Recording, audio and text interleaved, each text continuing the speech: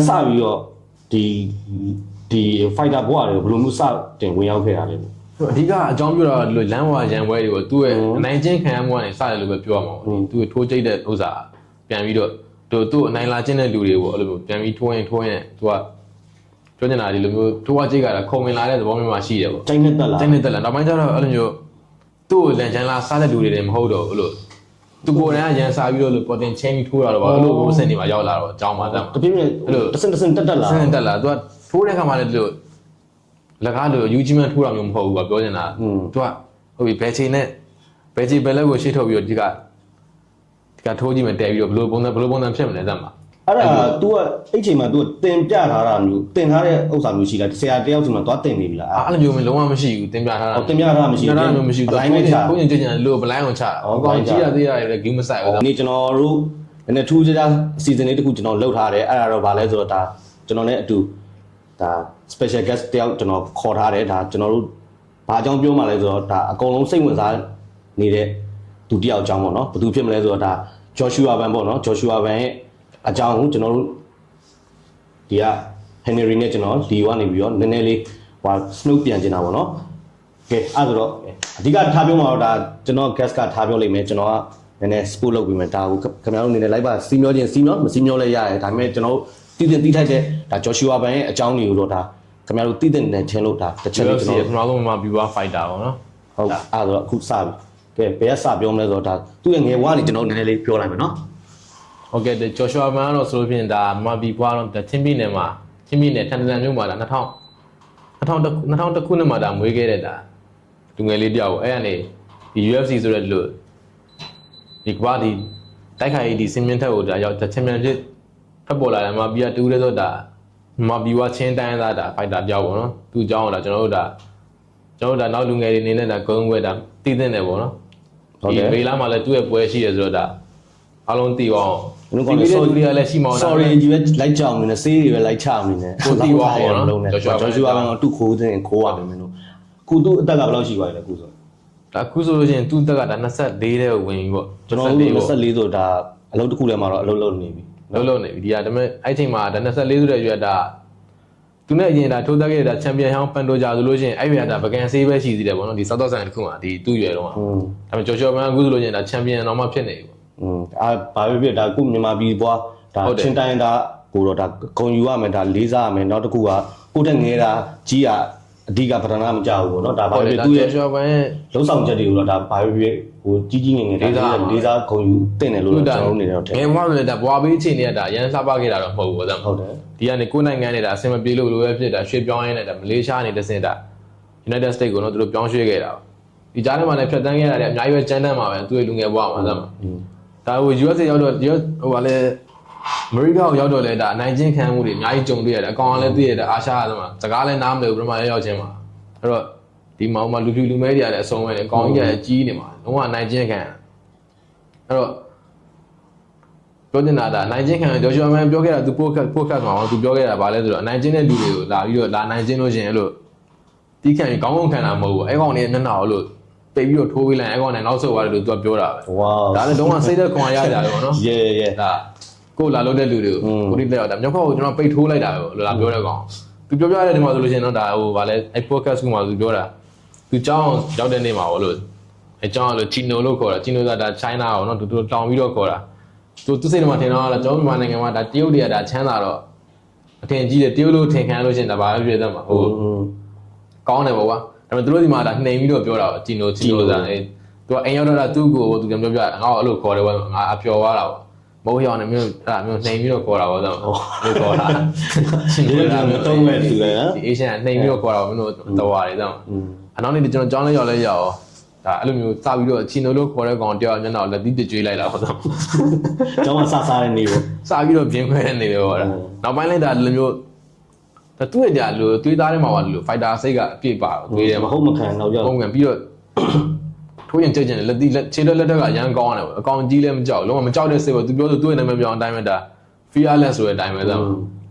ဒါမျိုးဆိုတော့သူ့ကိုခေါ်တာ fearless လို့ခေါ်တာပေါ့သူ့ရဲ့နာမည်ပြောင်းတာ fearless ကြောက်ရင်ကင်းတဲ့ fan ပေါ့နော်သူ့ကမကြောက်ဘူးဒါအသေးကောင်းတဲ့မောင်အသေးကောင်းတဲ့မောင်ပဲဒါဟစ်တိုက်ချက်အသေးနဲ့သူ့ပုံစံနဲ့ဒါ pressure fighter လုံးဝသူကဒါ နောက်မဆုပ်ဘူး pressure လုံးဝပေးပြီးတော့ရှေ့ကိုပဲတက်ပြီးတော့ထိုးတာသူ့ရဲ့ဒီ cardio ဒါအားပြုပြီးတော့ဒီကြန့်ခိုင်မာကုံကိုအားပြုပြီးတော့ ငယ်လေးမာကောင်းနေတယ်ဟုတ်တယ်ဒီဘလိုဒီချင်းတွေကဒီတော်ကြန့်ခိုင်မှုရှိတယ်အားကောင်းတယ်ပေါ့ငါတို့ဒီတိုင်းသားထဲမှာချင်းတွေဟိုဘာဖြစ်ဟုတ်တယ်ချင်းပြည်နယ်ငါလည်းရောက်ဘူးလေတကယ်ဟိုနောက်တော့ချင်းတွေကတကယ်ကိုဟိုဖြစ်တယ်ကွာဗာလဲဟိုဗာလဲစိတ်ထားတကယ်ဖြူစင်တယ်ဆိုတာသူတို့စီမှာသွားတွေ့ရတယ်နောက်တစ်ခုအဲ့မှာထူးခြားချက်တစ်ခုပေါ့နော်အဲ့ချင်းပြည်နယ်ဒီငါဆိုထန်တလန်ရောက်ခဲ့တယ်နောက်ကြတော့ဒီ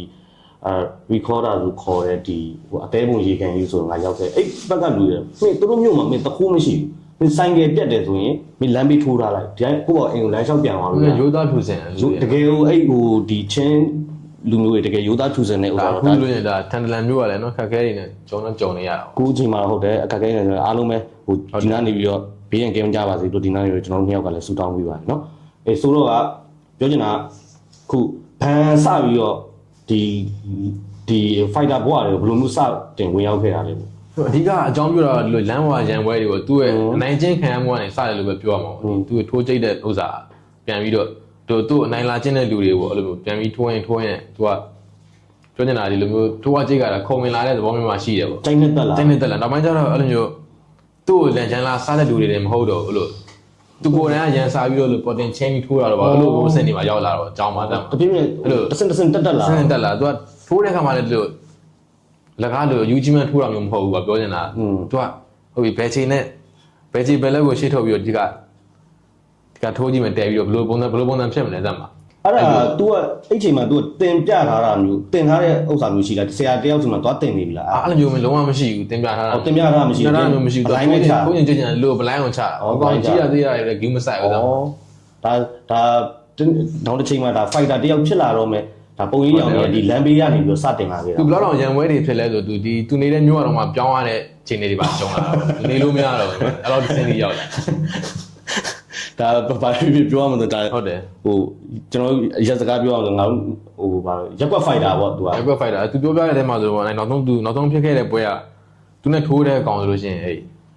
့ဒီရက်6ပေကျော်တယ်လို့ပြောရက်6ပေပေါ့သူနဲ့ဆိုလို့ရှိရင်တော့တော်တော်ကွာတယ်ဟုတ်ပြီဒါဂျော်ရှာမန်ဒါ fly weight ထဲမှာ125ပေါင်နဲ့ဒါရက်က9ပေ5ပေါ့လုံးလုံးရှိ9ပေ5 9ပေ4 9ပေ5ဒီလောက်ပဲငါတို့လောက်ပဲရက်6ပေဆိုမင်းစဉ်းစားကြည့်ကွာ heavy အကောင်ကြီးကိုထိုးတာဟိုကောင်ကြီးက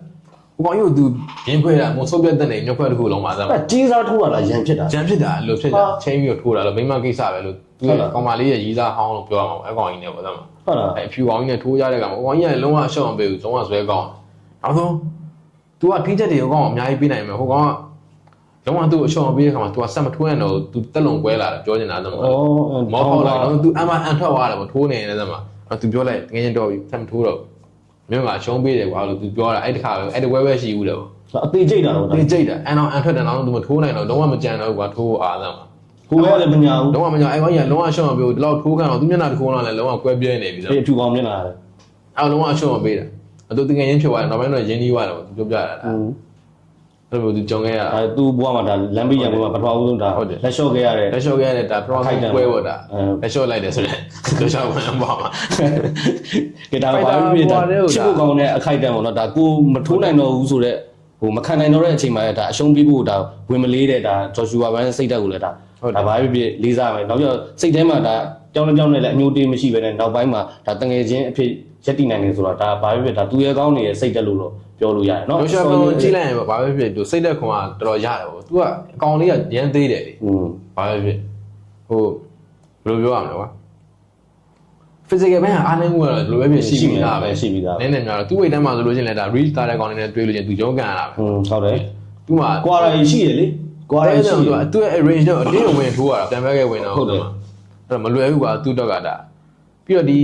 ီတိုက်ခိုက်အားကစားကိုစာပြီးတော့လေးလာတင်ကြတဲ့အချိန်ကလည်းကြည့်မယ်ဆိုလို့ရှိရင်သူကဘယ်နှစ်မှမရှိသေးဘူးကွာပြောနေတာအဲ့ဒါမှာသူ2020မှာသူဒါပျော်တန်းသူစထိုးတယ်ပေါ့ပျော်တန်းစထိုးတဲ့ကောင်မှာ၄ဝဲထိုး၄ဝဲလုံးနိုင်အဲ့တော့ဟိုပြင်ဒီ bouncing skill ကိုကြည့်မယ်ဆိုလို့ရှိရင်လည်းဒါရေရှည်တာငယ်ငယ်နဲ့တင်လာခဲ့တဲ့လူတွေတောင်မှတို့ဘယ်လိုပြောမလဲဒီလိုပုံစံမျိုးတွေကိုတေချာ form မှန်နဲ့ထိုးနိုင်ဖို့ဆိုတာမလွယ်ဘူးကွာဒီလို movement တွေကောင်းဖို့ဆိုတာလုံးဝပါရမီရှိလို့ဒါသွေးရဲသားရောက်ဒီတိုက်ခိုက်ရေးဗီဇာလုံးဝပါရမီရှိတယ်လို့ပြောရမှာ။နောက်တစ်ခုကခုနပြောခဲ့သလိုပေါ့ဒီလမ်းဘေးပွဲတွေကလည်းသူ့အတွက်အတွေ့အကြုံအများကြီးတော်တော်အများကြီးရသေးတယ်အများကြီးရထားတဲ့ပုံစံရှိတာပေါ့နော်။ဒီလို ဘယ်ဒီလမ်းဘေးကဥပမာဆိုတာတိုနီတို့ပါဆိုဟုတ်တယ်မလားတိုနီဖာဂူဆန်ဆိုတော့ဒါလမ်းဘေးမှာလည်းဒီလိုသူလည်းကြီးစားပွဲထိုးတာရှိ George Must be တယ်လို့ဆိုလည်းဒါလမ်းဘေးကနေ လမ်းဘေးကသူတို့ကဟိုဒီမန်ဒလီဘိုင်းကတော်တော်ကြန့်ခိုင်မှုရှိတယ်လို့ပြောလို့ရတယ်เนาะဒီလိုလမ်းဘေးက fighter တွေကဟုတ်တယ်မန်ဒလီဘိုင်းကဘာမှဟိုစိုးရင်ကြမလို့သူတို့ကဟိုသူတို့တိုက်ခိုက်အား KOBK တရေတရေတယ်ဆိုတော့အဲ့လိုမျိုးသိရှိပြီးသားအဲ့ဒါလေ့ကျင့်စရာမလိုတော့ဘူးလမ်းမှာ mindset မှာ warrior mindset ကိုကသူတို့အပြည့်ကကိုတွေကရှိပြီးသားသေးတယ်လမ်းဘေးမှာလည်းလေ့ကျင့်ပေးလိုက်တဲ့ပုံစံမျိုးဖြစ်သွားတာပေါ့တက်မှာလားတင်မှာလားအဲ့ဒါကွာလေငါသူဒီလောကထဲစတင်ဝင်ရောက်တဲ့ဥစ္စာပါသူ့အတော်ကြောင်းလို့ပြောတယ်သူပြောတာဟုတ်တယ်သူ့တော်ကြောင်းပေါ့အဲ့ဒါတစ်ချက်ပြောပြတယ်အဲ့ဒါလည်းဘာပဲဖြစ်လူငယ်တွေအတွက်ဟုတ်တယ်ဒီနေ့အဲ့လိုမျိုး तू ကပြဿနာအဲ့လိုမျိုးနောက်ပိုင်းကျတော့ဟိုရှာလုံးနဲ့လူငယ်ကောင်စိုးလေးကြောက်လို့ဖြစ်လာတာပေါ့ဒီမှာလိုညနေတအားဖြစ်လို့တော့အဲ့လိုနေမေလေးကျင်းလာမှာပေါ့ပြောချင်တာတော့ तू မြန်မာနိုင်ငံမှာလည်းဘာပဲဖြစ်အဲ့သူတော့သူ့ကိုပြောတာမင်းအဲ့လိုမျိုးလူတွေရန်ဖြစ်နေမယ်စားရှုပ်ထုတ်တွေလုပ်နေမယ်စား manufacture လို့နိုင်ငံအကုန်ဆောင်လို့ထိုးပါလားကြိုးဝိုင်းထဲမှာသူ့ကိုဘယ်လိုကိုစားပြုပြီးတော့ဟုတ်တယ်မင်းဟိုလုံးတင်တဲ့ဥစ္စာတစ်ခုပဲဒီလိုလုပ်ပါလားအကျိုးရှိရပေါ့ဒါအများကြီးမင်းဘယ်သူမှမဟုတ်တော့မင်းအတွက်မင်းလုပ်ပါလို့ပြောလိုက်တာ။ तू ကအဲ့နေရာစပြီးတော့ तू ရှက်လဲရှက်သွားတယ် तू အများကြီးလဲစဉ်းစားတယ်ပေါ့ဒါ तू ရဲ့ဒါကြော်ကြော်မန်းဒါဒီချုပ် focus မှာ तू ပြောပြတဲ့မှာပါတဲ့အကြောင်းပေါ့နော်။ဒါအဲ့ခိုက်တန်တော်တော် သူ့ခိုက်တန်မှာ तू လုံးဝအဲ့လိုမျိုး तू စဉ်းစားသွားတယ်တကယ်လို့နောက်တစ်နေရာစပြီးတော့ तू ချင်းသွားပြီးတော့ तू ရန်နေလည်းမဖြစ်တော့ဘူးလုံးဝ तू အဲ့လိုမျိုးတိကျပေါင်းစင်စပြီးတော့တင်တယ်ပေါ့အဲ့ကနေပြောနေအဆင့်ထိုးတဲ့ဒီကိုရှောက်သွားတာ။အဲ့စပြီးတော့သွားရဲ့ဂျင်ကအခုလက်ရှိဂျင်ပဲလား။အဲ့ဒါလက်ရှိ तू စောနေတဲ့ဂျင်ပဲအခုလက်ရှိ तू နေပြလုံးဝမပြောင်း तू ဒီဂျင်ကနေတော့စာရှိရလို့ဆိုစာရှိတယ်သူ့ကိုလူပြောရမယ်ဘာမှမဟုတ်ခင်နဲ့ကောင်လေးတယောက်တည်းကသူ့ဒီကောင်လေးကလာရှိရဆိုပြီးတော့သူ့ကိုတေချာခေါ်ပြီးတော့ train ပေးခဲ့တဲ့ဂျင်ကိုပြောရမယ်သူ့ရဲ့ coach ကလည်းအဲ့လိုပြောလို့ရတယ်ပေါ့အဲ့တော့ဒါဘာပဲဖြစ်ဆရာကောင်းနဲ့လည်းတွေ့သွားလို့ပြောလို့ရတယ်เนาะဒါသူ့ရဲ့ coach ကဒါဟိုဘယ်လိုပြောမလဲဒါလက်တွဲခေါ်ဂျင်တဲ့စိတ်ရှိရเนาะဆရာကောင်းစိတ်ရှိရလဲပါအဲ့လိုကြောင့်လည်းဒီကောင်ကလည်းတပည့်ကောင်းတယောက်ဖြစ်လာတယ်လို့ပြောလို့ရတယ်เนาะဟုတ်တယ်ဒါ Fury FC ကိုသူစပြီးတော့ရောက်တော့လဲပေါ့เนาะဒီမှာအတော်တန်းမှာတော့၄ဝဲပဲထိုးတာလားအတော်တန်းမှာ၄ဝဲအဲ့၄ဝဲကနေဒီ professional fighter ဘွားဒီ Fury FC ဖွဲ့စည်းမှာစပြီးတော့ထိုးတော့ဒီ6ပွဲဒီ9ပွဲကိုလုံးဝပွဲဖြတ်ခဲ့တာပေါ့အဲ့ဒီမှာရှုံးပွဲတစ်ပွဲကြုံတယ်ဒုတိယမြောက်ပွဲမှာအဲ့ဒါလည်းသူနဲ့လုံးဝဒီလိုအတွေ့အကြုံပိုင်းလုံးဝကွာတယ်တွေ့ကြုံရင်းနဲ့ Wire Fighter နဲ့သူကြုံခဲ့ရတယ်ပွဲချက်သွားလို့ကပြောချင်တာအဲ့ဒါမှာသူကတော့ဒါအမှတ်ပေးဆုံးဖြတ်မှာသူရှုံးသွားခဲ့အမှတ်ပေးနေနော်အမှတ်ပေးနေရှုံးအမှတ်ပေးနေရှုံးတယ်ဆိုပေမဲ့သူကအဲ့ရှုံးပွဲတဲ့နေသူကသင်ခန်းစာတွေအများကြီးရတယ်ပို့ပြီးတော့သူကရှက်ဖြစ်လာနောက်ပွဲတွေမှာဘယ်လိုပြန်ပြင်ဆင်လဲပြင်ဆင်တဲ့ခွန်အားတွေရတယ်ပို့ပြင်ဆင်မှုတွေကရှုံးမဲ့ကမန်နယ်ဘန်ကိုထိခိုက်သွားတယ်ပို့ပြီးတော့ကောင်းလာတာပို strong ဖြစ်လာတယ်ပို့ပြီးတော့တလုံးတက်ွက်တွေကပိုကြီးလို့ကောင်းလာတယ်ရှုံးတာပြောမှာသင်ခန်းစာယူလိုက်တဲ့ပုံစံဟုတ်တယ်ပေါ့သင်ခန်းစာယူပြီးတော့အဲ့ရှုံးပွဲနဲ့နောက်ကျောက်နိုင်ပွဲဆက်သွားတာပေါ့ဒါသူ UFC ကိုရောက်တဲ့အထိပဲပြောရမှာအဲ့ဆိုဒီ Fury FC မှာ9ပွဲထပ်ထိုးသေးတယ်9ပွဲထပ်ထိုးအောင်ဒုတိယပွဲမှာရှုံးတယ်ကျန်တဲ့3ပွဲကတော့သူနိုင်တယ်ကျန်တဲ့9ပွဲကလောကောက်ပွဲပဲပြီးတော့နော့ကောက်ပွဲလည်းပါတယ်ချုပ်နဲ့နိုင်တဲ့ပွဲလည်းရှိတယ်ပေါ့ဒါသူ့ရဲ့ဒါပြောရမှာဆိုရင်ဟိုမှာအပျော်ထဲမှာသူ၄ပွဲလောက်ထိုးတယ်ဒီပျော်ထဲမှာ၄ပွဲဒီ Fury FC မှာအားလုံးပေါင်း9ပွဲပေါ့အဲ့ထဲမှာတပွဲရှုံးတယ်ရလက်ရှိတယ်ပေါ့အဲ့ဆိုတော့ record အရဆိုတော့ဘာပဲဖြစ်ဖြစ်ဒါအရှုံးဆိုတဲ့အဲ့ဒီက9ပွဲဟိုမှာလုံးဝပွဲဖြတ်ထားတာပေါ့ဒါknockout တွေနဲ့အချုပ်တွေနဲ့ဟုတ်တယ် submission TKO နဲ့အဲ့လေကကြည့်ရတော်ကောင်းတယ်နော်အရန်လှထပြီးတော့အရန်ဟိုဘယ်လိုပြောမလဲဟိုဘယ်လိုပြောမလဲဒီစာလောင်ဒီနိုင်ကိုစာလောင်နေတဲ့တောင်းပန်မိကေတရေဆိုတဲ့အတိုင်းပဲဟုတ်တော့လုံးဝ shut ဖြစ်နေတဲ့သူ့ရဲ့ကစားဟန်ဟုတ်တယ်ဟိုသူ့ရဲ့ကစားဟန်တော့ကြတော့တကယ် UFC မှာကြည့်နေရတဲ့တကယ် fighter တွေနဲ့မတူဘူးသူ့ရဲ့ဥစ္စာလဲဒါပြောရမလို့အာရှသားချင်းတော့မှ Japan fighter တို့ဒီ Korean fighter တို့ဘာလို့လဲတော့မတူငါတို့ရဲ့ဟိုဘယ်လိုပြောမလဲဒီ Asia ရဲ့ဒီနောက်မြ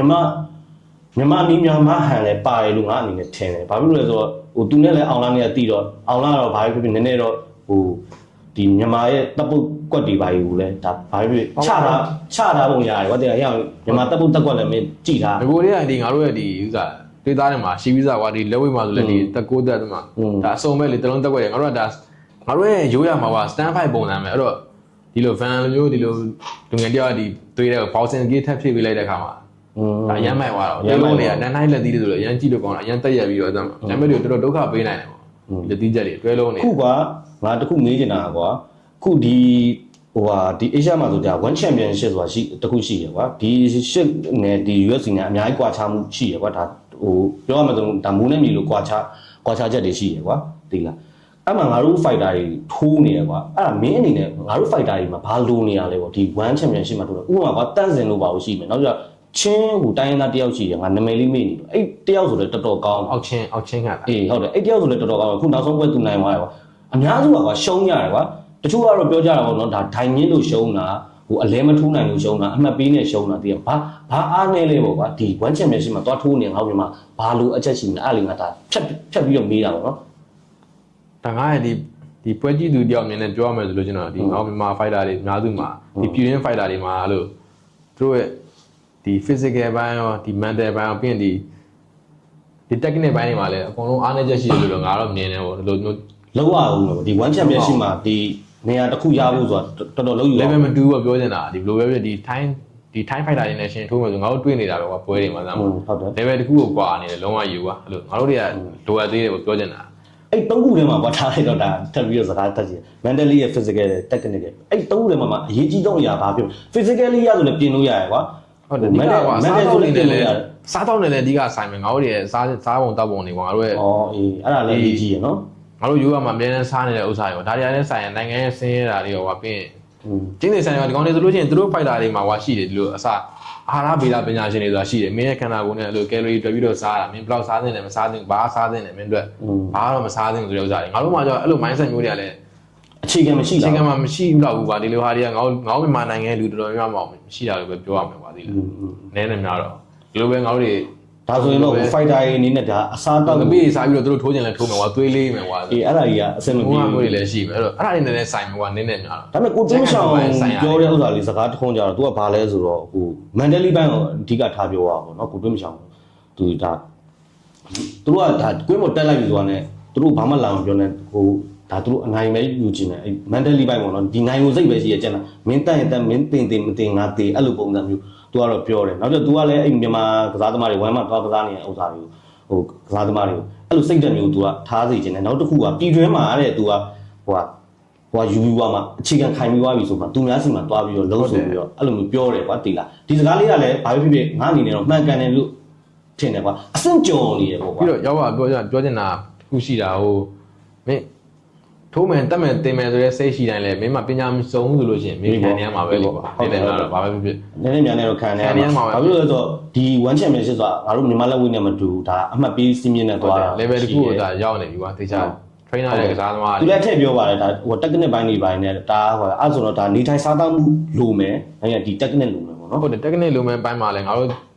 ့များစွာကြည့်မယ်ဆိုမြန်မာ fighter များစွာလက်ဒီနှလုံးပဲအားပြုပြီးထိုးတာများတယ်တန်းတင်ဆိုလို့ကျွန်တော်ဒါ leg kick တွေပါထွက်တယ်ပေါ့ကွာဒါပေမဲ့ဆိုကြီးလို့ဆိုလဲခေါင်းကုန်ပြီးလက်ဒီနှလုံးတော့ပဲပူတော့ဒါပေမဲ့ hack kick တွေပါတွေကိုသူတို့ဟိုအကွာဝေးတစ်ခုထိန်းပြီးတော့ဒီ reach လာတဲ့ fighter နဲ့ hack kick နဲ့သူတို့ထိန်းပြီးကစားရမှာငါတို့တွေကကြာတာပဲငါတို့ fighter တွေဒီ hack kick တွေနဲ့ပဲအဆုံးသတ်သွားတာများတယ်ပွဲများစုမှာသိတယ်အဲ့ဆိုတော့ကျွန်တော်တို့ခုဒါဂျာပြက်လေးဟိုဂျော်ရှူအာဘန်အကြောင်းပြောနေတဲ့ဒါဝမ်းမှာထိုးနေတဲ့ဒါညီကိုပေါင်တော်မတွေအကုန်လုံးဒါကျွန်တော်တို့အမြင်လေးကိုဒါဆရာလောက်တာမဟုတ်ပါဘူးဒါဟိုတယောက်နဲ့တယောက်နဲ့ sharing သုံးသက်ကြည့်တာ သုံးသက်ကြည့်ရပါတော့ကျွန်တော်တို့ဒါ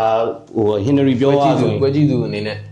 Henry ပြောသွားတာဆိုရင်ဒါအချက်၃ချက်ထဲမှာအရေးကြီးဆုံးကစားတောက်နေထိုင်မှုပေါ့နော်အဲ့ဒါအရေးကြီးမယ်တဲ့နောက်တစ်ခုကကြတော့ဒါ technical ပိုင်းကျွန်တော်တို့အနေနဲ့အများကြီးလိုအပ်ချက်ရှိသေးတယ်လို့ဒါတော့ Henry ကသုံးသပ်ပါတယ်အဲ့တော့ကြောင့်မို့ကျွန်တော်တို့ Joshua Van Beck ကိုတစ်ချက်ပြန်ပြီးတော့တွားကြည့်လိုက်မယ်နော်အဲ့ဆိုတော့ခုနပြောခဲ့တယ်အပျော်တမ်းမှာသူ၄ပွဲထိုးခဲ့ပြီးသွားပြီဟိုFast and Fury Fury FC မှာ၅ပွဲထိုးလိုက်အဲ့မှာနိုင်ဘူးကတော့ ခုနှစ်ပွဲပေါ့ Fury FC မှာထိုးတာအဲ့ရှုံးရလည်းရှိတယ် သူက UFC ကိုဘယ်လိုရောက်လာ Fury FC မှာသူ champion ဖြစ်ပြီးတော့မှသူက UFC နဲ့ champion ဖြစ်လာလား champion ဖြစ်ခဲ့တာပေါ့ Fury FC ရဲ့ champion ငါမသိဘူးဒီတိုင်းပဲဟိုစကောက်တယောက်ကနေ like ကောက်လိုက်တယ်ကျွန်တော်မဟုတ်ဘူးပေါ့အဲ့ဒါ champion ဖြစ်လာ champion ဖြစ်ခဲ့တာ Fury FC ရဲ့ flyweight တန်းမှာပေါ့ အဲ့ဆိုအဲ့ကနေမှဒီ UFC contract ရပြီးတော့သူက UFC ကိုရောက်လာတာပေါ့ contract အဲ့မှာ champion ဖြစ်လို့သူ contract ရတာပေါ့2021ခုနှစ်မှာသူစရောက်တယ်ပေါ့ covid ကာလာကြီးပေါ့ covid ကာလာအဲ့တော့အဲ့တုန်းက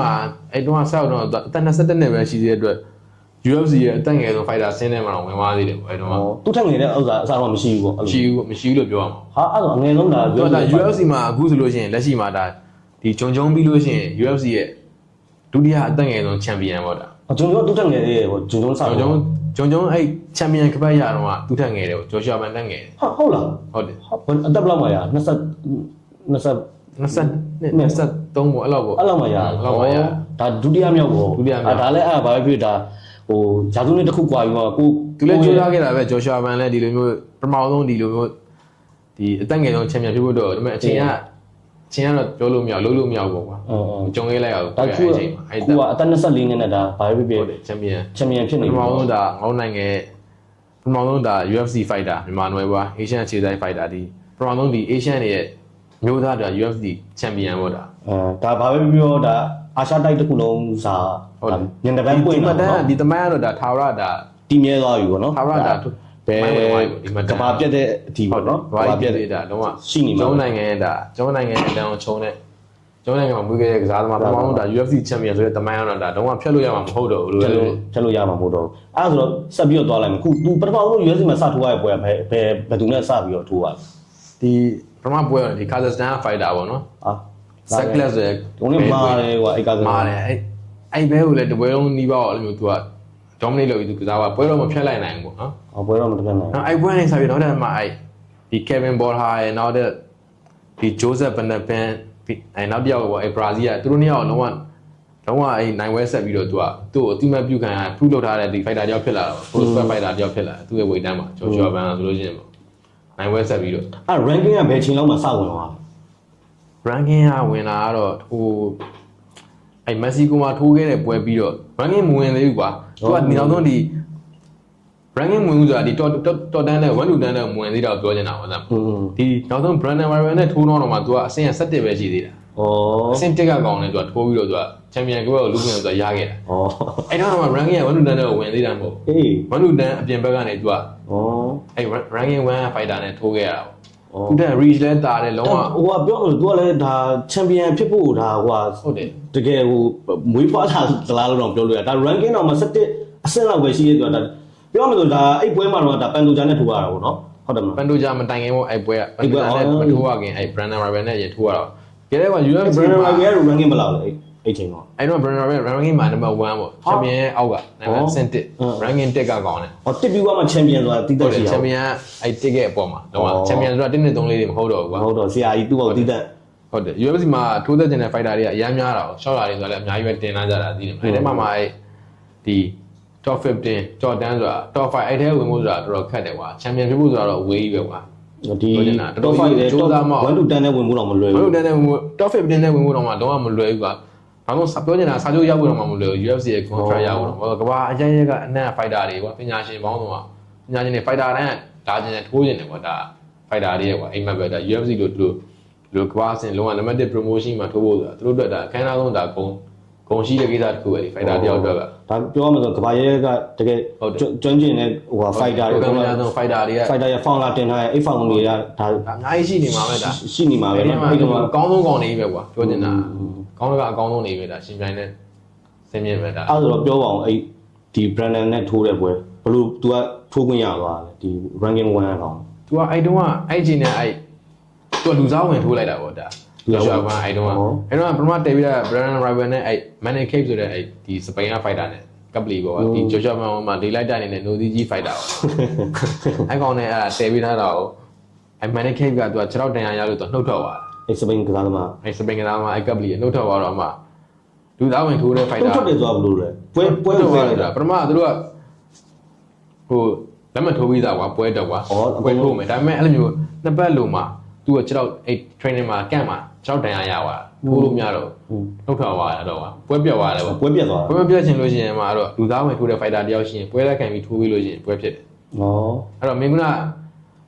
Brandon Royval နဲ့ Manny Cape နဲ့ပွဲတက်ပြီးတော့ Manny Cape ကထွက်သွားတယ် Brandon Royval ကကြံခဲ့တယ်အဲ့တော့သူ့ကိုမေးတယ်မင်း Joshua Man နဲ့ထိုးမလား Joshua Man လည်းထိုးမယ်ဟုတ်ပြီ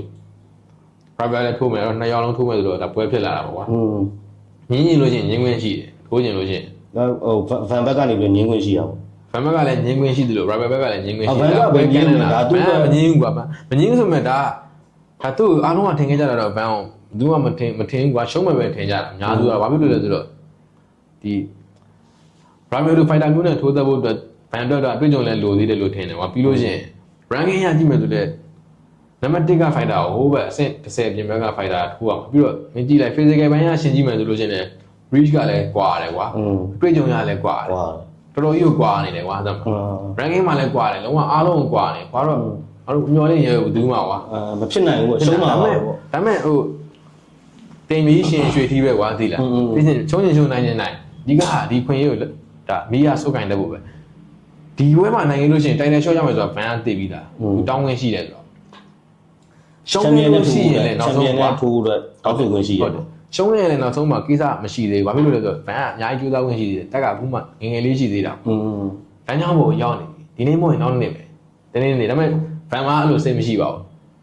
းသူဘရောမအရှုံးဆိုတော့ခါမှအိမ်မမတ်ဘူးကွာမမစိတ်တော်မကူနိုင်အောင်နိုင်မယ်ဆိုတဲ့စိတ်နဲ့ပဲရှိရှုံးသွားခင်ဆိုတော့မရှိခဲ့တာကွာသူစိတ်ထဲမှာတော့မြင်နေမှာစမ်းအဲ့တော့ तू ကအဲ့ခွင့်ယူတက်ခံပြီးတော့ तू ကရယူခဲ့တယ်ပေါ့ Brandon Roberts ကကြည့်မယ်ဆိုလို့ရှိရင်လည်းဒါ Georgia Brown သူလက်ခံပြီးထိုးပေးတာဒါ Ranking တော်နေနဲ့ fighter ကိုထိုးပေးရတဲ့အတွက်သူဘက်ကပေးဆက်မှုကြီးတယ်ကွာရင်းနှီးတာ तू ကကဲလို့ရှုံးသွားခဲ့မယ်ဆိုလို့ရှိရင်တွားပြီ ဟောပြက်ပြီ ကွာ तू ကနိုင်သွားခဲ့မယ်ဆိုလို့ရှိရင်လည်းအဲ့တော့ကြီးဂုံစိတ်ခါရအဲ့တော့ကြီး तू ကရစရာအကြောင်းကြီးမှမရှိဒီ fighter တက်လူ fighter ကွာငယ်သေးတယ်တဲ့မှာ သူဘက်ကကြည့်မယ်ဆိုတော့နာတာပေါ့နော်ဒါပေမဲ့ तू ကတော့ပြောချင်တာ तू ကတော့သူ့ဗီဇာအဲ့လိုထိုးရင်သိချင်တဲ့စိတ်လုံးဝရှိနေတဲ့ fighter ဆိုတော့လုံးဝမငြင်းဘူးကွာလို့ဒီဘက်ရတယ်လုံးဝမိုက်တဲ့ fighter ပါတကယ်လို့ Joshua ဘန်သူငင်းပြီးသူကြိုက်တဲ့ကောင်ကိုသူတဲခိုင်းလို့ရတယ်ပေါ့အဲ့လိုမျိုးလားစီးမြင်ရဆိုတဲခိုင်းရတယ်ဆိုတာကြိုက်တဲ့ကောင်တဲခိုင်းရတယ်ဆိုတာမရဘူးဖွဲ့စည်းကအဲ့မှာပွဲလွတ်နေတယ်ကွာပွဲအားနေတဲ့ fighter တွေရှိမယ်ကွာကြည့်ရတယ်ကွာဘယ်သူတွေကပွဲကိုထိုးရတယ်သူ့ရဲ့ weight တန်းထဲမှာ ranking နဲ့ဟိုဟာထဲမှာတဲဘေးတင်ကြောက်ရတဲ့ fighter တွေအဲ့ fighter ကိုလမ်းဆက်တယ်လို့အဲ့ fighter လက်ခံတယ်ဆိုလို့ကျွန်တော်ပွဲဖြစ်တာပေါ့လက်မခံလို့ဆိုလို့ကျွန်တော်မဖြစ်ဘူးပြီးတော့ short notice နဲ့ဝင်ထိုးရတယ်ဆိုတာမလွယ်ဘူးကွာပြင်ဆင်ချိန်ကနည်းနည်းပဲရတယ်ပြင်ဆင်ချိန်ကွာဒီ game plan တွေချရတာလို့နှစ်ယောက်လုံးလားဒီဟို Brandon ရော Joshua တော့ဥပမာကွာ rival ဆိုလို့ရှိရင်ဒါ mannequin နဲ့သူကထိုးဖို့အတွက်ဆိုပြင်ဆင်ထားတဲ့ဥစ္စာ mannequin တော့ပဲဖြစ်လိမ့်မယ်ကွာဒီ fighter တွေရဲ့ကစားပုံပေါ်ကြည့်သူတို့ရဲ့ game plan ဆိုတာလည်းဒါ season ဆွဲရတာဟုတ်တယ်အဲ့တော့သူတို့ကြိုပြီးတော့ကြည်တာသူတို့ပွဲသူတို့ရှုံးပွဲနိုင်ပွဲသူတို့ရဲ့အကြောင်းတွေလေ့လာရတယ်ဒီကွာအဲ့တော့လူပြောင်းလဲဖြစ်တယ်ဆိုလို့ရှိရင်ဒါ game plan လည်းဒါထိုက်လောက်တော့ live ပြောင်းရင်ပြောင်းရမှာပဲJoshua Ban ခံရတော့သူကတော့အရင်မိုက်တဲ့စိတ်တဲ့ပေါ့ကွာသူကတလုံးဒီအားကစားဒါပဲခုအများနဲ့လေ့ကျင့်နေတာဖြစ်တဲ့အတွက်သူကအများနဲ့သူတို့က always ready ပဲအစင်းစင်းပဲကွာပြောတယ်သူမှဟိုလူနဲ့တော့ဒီ plan ဒီလူနဲ့ရှိဘူးကွာငါတိုင်းမဲ့တော့ငါတို့ပဲလေ့ကျင့်တာအားလုံးအများနဲ့ငါတို့ကအစင်းစင်းဖြစ်တယ်တရားရှိမနေဘူးသူထိုးပြီးသားပဲကွာပြောနေတာကဲနဲ့အဲ့ဘုံမှာသူဝင်ထိုးတဲ့အခါမှာခြေချောင်းမှာတရားရှိတယ်ပြီးတော့ short notice နဲ့ကွာဝင်မထိုးခင်တည်းကခြေချောင်းမှာတရားရှိခြေချောင်းမှာတရားရှိတဲ့အပြင်အဲ့လိုအချိန်လိုလေးတွေမှာကွာပြင်ဆင်ချိန်မရှိဘဲနဲ့ဝင်ထိုးပြီးတော့အဲ့ဘွဲကလည်းလုံးဝမြန် fight တော့တဲ့နိုင်လဲရသွားတဲ့အပြင်အဲ့နှစ်အတွင်းမှာအကောင်းဆုံးပွဲဆင်းရဲ့လုံးဝပုတ်ပေးခြင်းကိုခံရတာကွာအဲ့ပွဲကလုံးဝဝါသိတယ်ဒါပါပြီးတော့အဲ့ပွဲလေးကတော့ဒါကျွန်တော်တို့ဟိုက Joshua Ban ပွဲလေးဒါ Brandon Rival နဲ့ဒါ Joshua Ban ထိုးခဲ့တဲ့ပွဲလေးပေါ့နော်အဲ့ပွဲလေးကိုလည်းဟိုကခင်ဗျားတို့အနေနဲ့အစင်ပြည်တယ်ဆိုရင်တွားကြည့်ပေါ့နော်ဒါ YouTube မှာတော့ရှိမယ်လို့ကျွန်တော်တို့အနေနဲ့ပြောနေတယ်အဲ့ပွဲလေးကဒါသူ့ဘွားရဲ့ဒါတစ်စချိုးပြောင်းလဲလိုက်တဲ့ပွဲဖြစ်တယ်လို့ champion ဖြစ်ဖို့ဒါနေ့တည်းကိုရှောက်လန်းသွားတဲ့ပွဲတစ်ပွဲဖြစ်တယ်။နောက်ကျတော့ fire of the night လည်းဖြစ်တယ်။ဟိုတကယ်ဟိုမှတ်တမ်းလဲကောင်းတစ်ခုလည်းဝင်သွားတယ်ဆိုတော့အဲ့ပွဲလေးကဘာဖြစ်ဖြစ်ကျွန်တော်တို့အနေနဲ့တွားကြည့်တင်တယ်။ကျန်တဲ့ပွဲမကြည့်နိုင်တော့မှအဲ့ပွဲလေးကတွားကြည့်တင်တယ်လို့ကျွန်တော်တို့အနေနဲ့ထင်တယ်ပေါ့နော်။အဲဆက်ပြောအောင်။အဲ့ပွဲမှာဆိုဒီ significant strike တွေကလည်းဒါအများကြီးထိချက်တယ်အများကြီးပဲရခဲ့တယ်ပေါ့ဒီပွဲကဘယ်နှ round လဲ5 round လား3 round ပဲ3 round လုံးဝအကျိတ်တွေကိုရှင်ပြီးတော့ fighter တွေကလုံးဝအသေးသေးကောင်းကောင်းတွေကိုရှင်ပြီးတော့ပြင်းကြတဲ့ပွဲပေါ့နော် striking only ပဲstriking only လုံးဝထိတောင်းလုံးဝယူရမျိုးမရှိဘူးညလုံးဝတကယ်လက်ချင်းရှက်ပြီးတော့ချင်းချင်းနှက်ကြတဲ့ပွဲအဲ့ပွဲလုံးဝလက်လွတ်မခံပဲကြီးနေတဲ့ပွဲပေါ့ live ကြည့်ရတဲ့လူတွေပေါ့ကျွန်တော်တို့ live ကြည့်လိုက်ကတော့တော်တော်ကြီးကိုဗျဟိုတော်တော်စိတ်လို့ရှားပြီးတော့ရအောင်တက်တော့ရှူရဘူးတော့မမေးတဲ့ပွဲပေါ့အဲ့ပွဲကဒါတော့ငါတို့ခုနပြောပြ recommend ပေးလိုက်တာ Brandon Rival နဲ့ဒါ Joshua Ban ပွဲအဲ့ပွဲလေးကတော့သွားကြည့်ပေါ့နော်အဲ့ဒါဆိုအဲ့ပွဲမှာလုံးဝအမှတ်နဲ့နိုင်သွားတာပေါ့လုံးဝအမှတ်နဲ့အေးပေါ့အမှတ်နဲ့ပေါ့အဲ့လိုအမှတ်နဲ့ United decision နဲ့ပေါ့အမှတ်ပြနိုင်သွားတယ်တာ3ကြည့်လုံးမှာဘန်းတာပြောရမယ်ဆိုလို့ရှိရင်တော့3ကြည့်လုံးမှာတာတယ်လို့ပြောလို့မရဘူးပေါ့ကွာပြောနေတာပထမအကြည့်ဒုတိယကြည့်တွေမှာသူတို့ကပြန်လည် fighter နဲ့ထိချက်တွေပြန်လည်ရှားကြတယ်ပေါ့ရှားကြတယ်ဒါပေမဲ့အဲ့ဒီနောက်ဆုံးအချိန်မှာဒီလို van ရဲ့ဒီ fight IG လို့ပဲပြောအောင်ပါသူ့ရဲ့ဒီလိုမျိုးရန်ကောင်းမှုပေါ့ကွာပြောနေတာသူဘလို့ပွဲကိုအနိုင်ယူရမယ်အဲ့ဟာကို तू ကမြင်သွားတယ်လို့ပဲပြောအောင်သူရဲ့အဲ့ပွဲရဲ့ဆုံးဖြတ်ကတော့နောက်ဆုံးမှာ obligate တွေပေါ့ပွဲကအဲ့ obligate တွေမသုံးမနဲ့ဒီတိုင်းမှဆက်ပြီးတော့သွားခဲ့မယ်ဆိုလို့ရှိရင်ပွဲပြီးသွားရင်သူတို့နှစ်ယောက်လုံးနိုင်ပေးလို့ရတဲ့အနေဒါမှမဟုတ်လေဟို draw လည်းဖြစ်ချင်လည်းဖြစ်သွားနိုင်ဒါမှမဟုတ်တရားကိုပေးလို့ရတဲ့အနေဒါပေါ့ကွာအပြတ်သားပွဲကပြတ်သားသွားသေးတယ်ပွဲကိုလုံးဝအဲ့အမှတ်ပေးတိုင်းတွေကလုံးဝဒီပွဲက van ကနိုင်ပါလေလို့မြင်သွားစီတာတော့အဲ့ van obligate တွေပေါ့ obligate ဆိုတာအဲ့လိုဒူးကောင်းနင်းချိုးတဲ့ kit ပေါ့ကွာဟောဒီလိုတစောင်းနဲ့တန်းလန်းမျိုးကန်တယ်ဟုတ်တယ်ဒီဒူးကောင်းအဲ့လိုနင်းမျိုးကန်တဲ့ kit ပေါ့အဲ့ဒါလည်းတော်တော်များအဲ့ kit တွေကိုအဲ့နောက်ဆုံး तू ပြီးကန်ဒီအချိန်တွေမှာနောက်ဆုံးအချိန် third round မှာပြီးကန်ဒီနောက်ဆုံး minute တွေမှာ तू ကအဲ့ kit တွေကိုထုတ်သုံးတာဗန်ကဘာဖြစ်လို့လဲဆိုတော့ तू ပြောတယ် तू ကအဲ့ kit အဲ့ဒီ obligate ဆိုတာဒါဘယ်လိုပြောရမလဲပြင်းထန်တယ်ပေါ့ပြောနေတာမင်းကန်ခံလို့ရှိရင်ကန်ခံရတဲ့ကစားသမားဒီနီးက injury ဖြစ်သွားပြီးတော့ဒါနှစ်နဲ့ကြီးပြီးတော့နားယူသွားနေတာတွေလည်းရှိတယ်ပေါ့အချို့ fighter တွေဆိုပြန်မလာနိုင်တော့ဘူးကွာအဲ့ kit တွေအဲ့ obligate တွေကိုထိပြီးတော့ဇက်မှာကစားသမားကနားယူသွားတဲ့လူတွေလည်းရှိတယ်လို့အဲ့လိုဘယ်လိုပြောရမလဲသူ့ရဲ့ဟို အကောင်းဆုံးအခြေအနေမှာရှိနေတော့တဲ့ဥစ္စာတွေလည်းရှိတယ် physical ဘိုင်းရပါ ဒီပွဲမှာဒီ Brandon တော်တော်ထိကြိုက်သွားတယ်ပေါ့ကျွန်တော် ထိခိုက်သွားတယ်လို့ပဲပြောမယ်နောက်မှဒူးချောင်းပြီးတော့ Mannequin ကိုအလဲလုံးနဲ့ရှုံးရတယ်ပေါ့ဒါ Rival ကဒါပထမချီလောက်မှာတယ်မြန်ထင်တယ်ဟုတ်တယ်အဲ့ပွဲမှာအဲ့ဒါဘာဖြစ်လို့ဆိုတော့ဒီ Rival လို fighter မျိုးဒါပျော့သွားစေတာဒီ van ကန်ချက်တွေပေါ့ ထိချက်ထိုးချက်တွေဒီ strike တွေကြောင့်ပဲနေမဟုတ်ဒီသူနည်းနည်းပျော့သွားစေတာဒီ Rival ဆိုတာလည်းတော်တော်ကြီးကိုတဲကောင်းတဲ့ fighter ပဲလေဒါ ဟောဒီအားကြောင့်သူ ranking တက်မှာအမြင်ဦးဆောင်တာလေ အဲ့ချီမှာဆိုလို့ရှိရင်နောက်ဆုံးချီမှာဆိုဒီ van obligate တွေကိုသူ3လေးကထိအဲ့ဒါတွေ view site နေနဲ့ဒီ over right hand တလုံးက jaw ပေါ်ကိုကြာပြီးတော့ဒါ knock down van ရသွားတယ်ပေါ့တော့အဲ့ဟာတက်သားတယ်ပေါ့ကွာချိန်ကိုရခဲ့မယ်ဆိုလို့ရှိရင် van ground ဖောင်းနေတဲ့ဒါပွဲကို TKO နဲ့အဆုံးသတ်သွားနိုင်တယ်လို့ဒါယူဆအဲ့ဆိုရင်ဒါဒိုင်းကြီးအဆုံးဖြတ်လိုက်တဲ့ဥစ္စာခုန knock down ကြနိုင်သွားတဲ့အနေအထားတစ်ခုမှလည်း van အမှတ်ပါသွားတယ်နောက်ကြောင့် obligate တွေမှာလည်းအမှတ်ဒိုင်းကြီးရဲ့ လုံးဝအမှ အမှတ် ဘယ်လိုနိုင်တယ်လို့လုံးဝမြင်သွားစေတဲ့ဥစ္စာပေါ့ကွာယူဆနေရတဲ့ဥစ္စာတွေပေါ့ ဒါ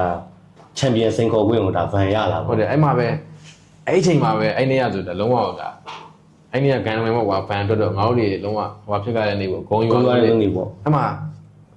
အဲ့ချိန်မှာ van ကို main event ဒီဥစ္စာနဲ့ rival နဲ့ထိုးတော့ကို main event မို့အဲ့ဥစ္စာမှာပေါ့ထိုးပြီးတော့အဲ့မှာအဲ့ main event ကို main event ကကြတော့သူတို့ပွဲပြီးတော့လာတာအဲ့ဟို Kai Kara friend နဲ့အဲ့ Pandoja နဲ့ဒီ flyweight champion ပွဲပေါ့အဲ့ပွဲမှာနိုင်တဲ့ကောင်ဒူနဲ့ fan နဲ့တွေ့မှာပေါ့fan အဲ့တော့အဲ့မှာသူပွဲလဲပြီးတော့သူကမပြန်ဘူးသူကမှထိုင်ပြီးတော့ကြည့်တယ်အဲ့လိုညောင်ပွဲပေါ့ဟောအဲ့မှာနိုင်တဲ့ကောင်နဲ့သူက face off လုပ်သူကအဲ့ဆိုရင်စောင့်ကြောတော့မှာသူ ကအဲ့ပွဲမထိုးခင်ကပြောပြီးသားမင်းတို့ဒီပွဲမှာနိုင်တဲ့ကောင်ငါနဲ့လာတွေ့ရမယ်လို့သူကပြောပြီးသားဟောအဲ့တိုင်းပဲသူကထိုင်ကြည့်နေတယ်လုံးဝသူပြောတယ်သူနိုင်သွားပြီးတော့မပြန်ဘဲနဲ့အဲ့ချိန်မှာအဲ့ Kai Kara friend ဆိုတာ Alexander Pantoja နိုင်သွားတယ်ပေါ့ Real Naked ချုပ်နေနိုင်သွားတဲ့အချိန်မှာဒါကိုကြီးကညီလေးကိုခေါ်လိုက်ပုံနဲ့ဘာမှလည်း fan ကိုခေါ်လိုက်ပေါ့အော်မှာ face off လုပ်ကြမယ်သူဒါ Pantoja ခေါ်ပြီးတော့မှအဲ့တည်းကသူတို့ကပွဲကအတီးနီးပါဖြစ်သွားတာပေါ့အဲ့ပွဲမှာလည်း Pantoja နဲ့ fan နဲ့ကဒါပွဲကိုလိုချင်တယ်ကွာသူကလိုချင်ရှိတယ်ဘာလို့ဆိုတော့ဒီလုံးဝ young blood fighter ကွာလူငယ်သွေးသစ် fighter ကွာဒီမှာဒီ2000ပြည့်နှစ်နောက်ပိုင်းမွေးတဲ့ fighter နဲ့သူထိုးအောင်သူပြောတော့တာမိုက်တယ်ဒီ Rocky ရုပ်ရှင်တွေက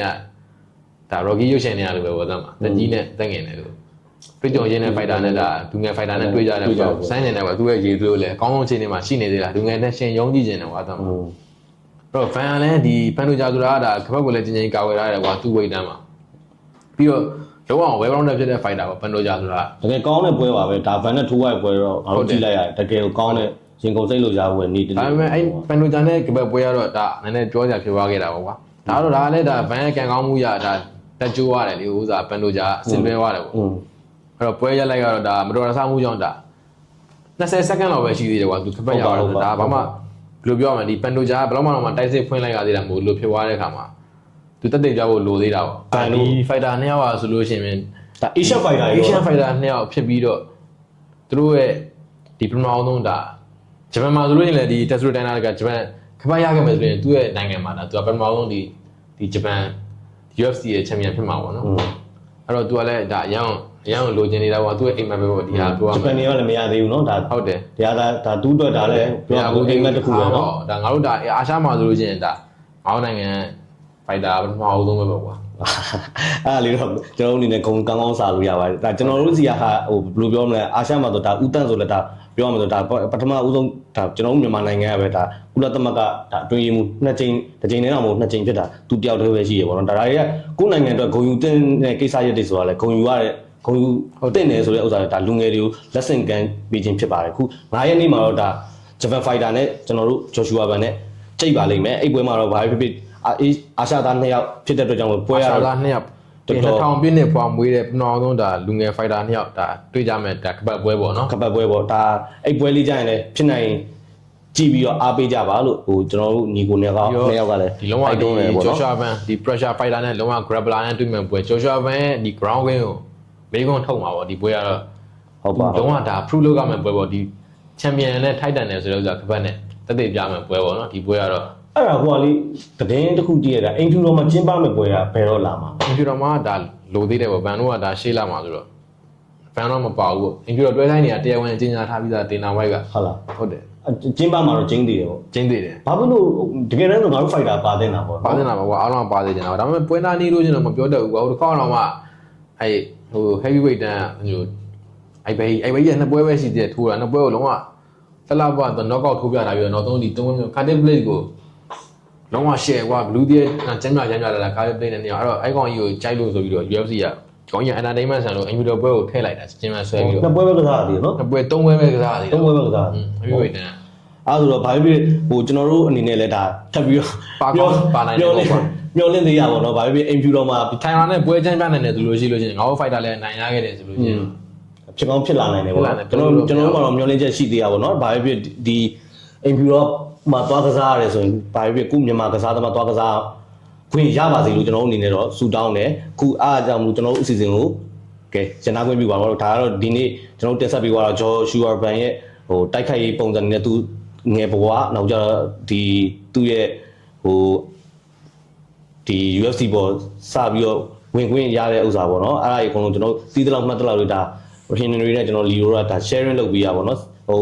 တီဗီသားဆရာကြီးလည်းရှိပါလိမ့်မယ်ကျွန်တော်တို့တီဗီသားဆရာကြီးတွေလည်းရှိပါလိမ့်မယ်တီဗီသားနေကြမှာပေါ့ဒါပေမဲ့မတီသေးတဲ့လူတွေရှင်းလဲ လူငယ်လေးအတွက်ပါဒါ ကိုတီသွားစေချင်လို့ပေါ့နောက်ပိုင်းလည်းကျွန်တော်တို့ထပ်ပြီးတော့ပြည့်စုံထပ်တင်ဆက်အောင် ဒါဂျော်ရှူအာဘန်ဆိုတာအသက်24နှစ်ပဲရှိသေးတယ်ဒါကုကစားသမားဒါဂုံယူတင်တဲ့ကစားသမားဆိုတာကျွန်တော်တို့နိုင်ငံအတွက်ပေါ့နော်ဂုံယူတင်တဲ့ကစားသမားတယောက်ဖြစ်တယ်ဆိုတာကိုဒါကျွန်တော်တို့တင်ပြခြင်းဖြစ်တယ်လူငယ်တွေအတွက်ပါပဲအဓိကလ မ်းဖောက်ပြသွားတာပေါ့လမ်းဖောက်ပြတာပထမအဆုံးဒါလမ်းဖောက်ပြသွားတာပေါ့ငေါးကြီးတွေလည်းအဲ့လိုမျိုးဖြစ်နိုင်တယ်ရောက်နိုင်တယ်ဆိုတဲ့ဥစ္စာပေါ့ဒါကျွန်တော်တို့ကကျွန်တော်နိုင်ငံအနေသားနဲ့ဆိုဒီ UFC လိုမျိုးစီမင်းထက်ကို UFC fighter ဖြစ်ဖို့တောင်မှမျှော်လင့်လို့ရတဲ့အနေသားမဟုတ်ဘူး ဒါလုံးဝပဓာတလန်ပန်တလန်ပဲနော် အဲ့တော့ဟိုလူတန်းကလည်းဟို အိမ်မက် အမေရိကန်ရောက်သွားတဲ့လူတန်းကလည်းဂျော်ရှော့မန်လိုအောင်မြင်ကြတော့မဟုတ်ဘူးပြောချင်တာဒီသူကလည်းလုံးဝမားတရောင်တကောင်ပါတမိပေါက်တယောက် တကယ်ဟိုဟွာဖြစ်တယ်ဆိုရင်တော့ဒါဂျော်ရှူအာဘန်အကြောင်းဒါအထုပ်ပတိအောင်မှကျွန်တော်ရိုက်တင်နေ ခိုင်းတဲ့ရေးတင်တာပေါ့သူကလုံးဝဒါ စာအုပ်လည်းထုတ်တင်တယ်ဒါဟိုရေးဟိုရုပ်ရှင်လည်းရိုက်တင်တယ် အများကြီးရှင်းအောင်လည်းတော့လုပ်ပြသွားတာနော်ဒီလူငယ် အော်စကာတော့ရသွားနိုင်တယ် ဟမ်ဘယ်လည်းရမ်းဖြစ်တယ်ဒီ24နှစ်ရွယ်လူငယ်လေးကတော်တော်ကြီးအံ့ဩကောင်းတယ်ဒီရွယ်လေးက channel လေးကိုဒီမှာတင်မယ်အဆုံးသတ်ခွင့်ပြုပါနောက်အစီအစဉ်နဲ့အတူကျွန်တော်နဲ့ Henry ကနေပြီးပြန်လာပါမယ်အဲ့တော့ကြောင့်မလို့အားလုံးခုနှစ်သားဒီမောင်သူတော်ကောင်းလေးစိတ်ချမ်းသာခြင်းကိုယ်ချမ်းသာခြင်းနဲ့ပြည့်စုံကြပါစေလလပါကြီးလဲဒလဟောစီမျောပြီးတော့အိတ်တုံဖာမောက်ဝင်ပါစေလို့ကျွန်တော် IGO နဲ့ Henry တို့ကနေပြီးဒီကနေဆူတောင်းပေးပါဗျာအားလုံးချစ်ကြပါ peace